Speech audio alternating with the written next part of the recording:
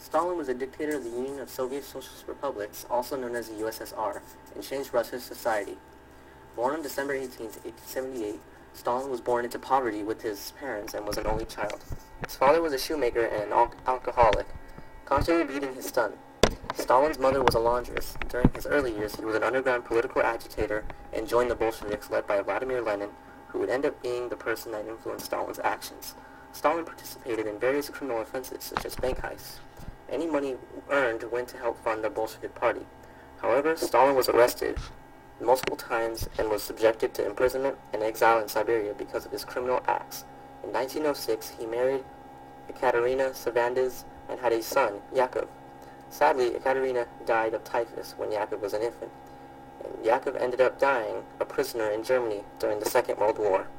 And in 1918, Stalin had a second wife and ended up having a boy and girl with her. Sadly, she eventually brought an end to her life and she committed suicide in her 30s. In 1922, Stalin became the Secretary General of the Central Committee of the Bolshevik Party. After Lenin's death in 1924, Stalin seized control of the Communist Party and eventually became dictator of the Soviet Union. At that time, Russia was a cold, harsh land consisting of rural areas and was agriculturally based. Stalin wanted to change this and bring the USSR into power. In order to do this, Stalin centered government control on the economy and enforced the collectivization of Soviet agriculture, which meant that the government controlled the farms. Unlike Lenin, Stalin transformed Russia from a peasant society to an industrial superpower. He ruled with a totalitarian grip and created a secret police system where citizens would spy on one another to ensure justice. He then instituted what was called the Great Purge, a multiple series of campaigns designed to get rid of the military, the Communist Party, and anything from the Soviet society that he considered to be a threat. Stalin renamed cities after him and rewrote history books in order to give him a more prominent role. He was a center of attention for art, literature, and music, and even gave equal rights to women, which was not very common at that time. In 1939, Stalin and Adolf Hitler signed a non-aggression act, only to be broken by Germany in 1941. During World War II, Stalin had to deal with the German invasion in Russia.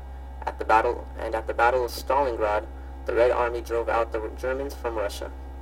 In Stalin's later years, he led the Soviets into the nuclear age by producing the atomic bomb and established numerous communist governments across Eastern Europe in 1949. Stalin was a man that was revered